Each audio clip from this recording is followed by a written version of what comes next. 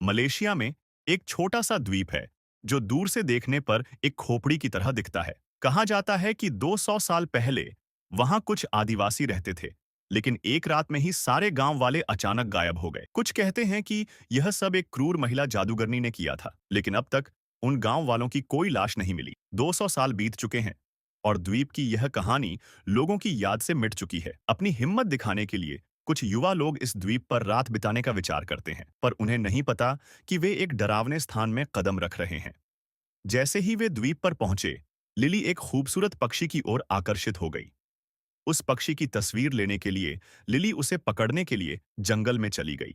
साथ ही उसकी चिंता करने लगे और उसके पीछे चले आए। वे यह ध्यान नहीं दे रहे थे कि वे जंगल के और भी अंदर जा रहे हैं। जब वे रुके तो देखा कि वे एक सुनसान गांव में पहुंच चुके हैं। गांव में डरावने पुतलों से भरा हुआ है। गांव के प्रवेश द्वार पर एक मोटा रस्सी बंधा हुआ है, जैसे कोई जानबूझकर लोगों को अंदर जाने से रोकना चाहता हो। दूर से गांव और भी डरावना लग रहा है। निडर डॉक्सी को इस पर यकीन नहीं हुआ। उसने जुड़ी हुई रस्सी खींच दी। जब कुछ नहीं हुआ तो बाकी लोग भी उसके पीछे गए। केवल केली असहज महसूस कर रही थी, क्योंकि उन्हें वहीं रात बितानी थी। उन्होंने एक जर्जर घर ढूंढा और बस अस्थायी रूप से वहीं रहने का निर्णय लिया। शुरू में किसी ने कोई असामान्यता महसूस नहीं की और वे जल्दी ही सो गए। आधी रात को दरवाजा अचानक अपने आप हिलने लगा। जागे मार्क ने बाहर देखा। दरवाजा बिना हवा के अपने आप खुल रहा था, जैसे कोई अंदर आ रहा हो। मार्क डर के मारे पसीने पसीने हो गया। उसने हिम्मत जुटाई और बाहर गया। देखा कि जंगल में धुआं उठ रहा है। बहुत ही अजीब। जंगल में कहीं से रोने की आवाज आती रही और यह केवल केली सुन पा रही थी। थोड़ी देर बाद केली इस आवाज से जाग गई। जब उसने आवाज की दिशा देखी, उसने एक अजीब दृश्य देखा।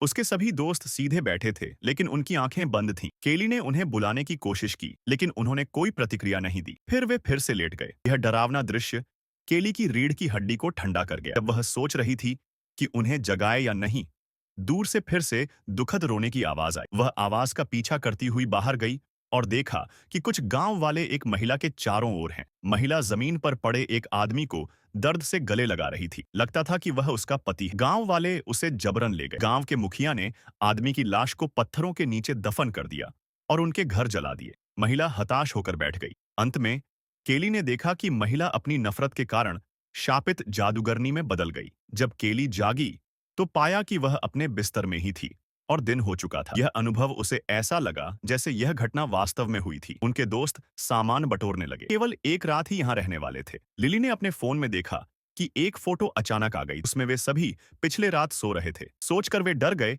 कि यह फोटो किसने ली थी। केली ने अपने सपने की कहानी दो दोस्तों को बताई। सबको लगा कि यह किसी चेतावनी का संकेत हो सकता है। वे इसे बाकी दोस्तों से छुपाने का निर्णय लेते हैं, किंतु जो लोग उनसे दांव पर लगे थे उन्होंने जानबूझकर देर की ताकि वे एक और दिन द्वीप पर रह जाएं। गाइड ने जो संदेश भेजा था वे नहीं पहुंच पाए।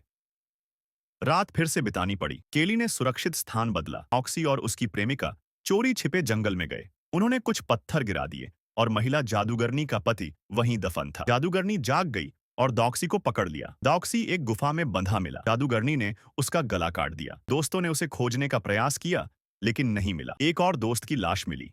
अंततः उन्हें मदद करने के लिए आई नाव विस्फोट कर दी गई। केली ने फैसला किया कि जादूगरनी को गुफा में ढूंढना पड़ेगा। उन्होंने मिट्टी खोदी और एक शव पाया। केली को अचानक एक दृश्य दिखा कि महिला और उसके पति के बीच प्यार था, लेकिन गांव वालों ने पति को मार डाला। महिला ने बदला लेने की शपथ ली और जादूगरनी बन गई। उन्होंने सोचा कि शाप तोड़ने के लिए गुफा ढूंढनी होगी। वाटरफॉल और नदी मिली।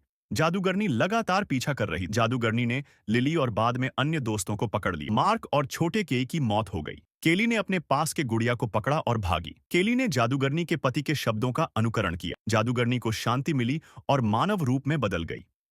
जादूगरनी और गुड़िया राख में बदल गए। केली को किसी ने पानी में उठाया। केली महसूस करती है कि सब कुछ एक सपने जैसा था।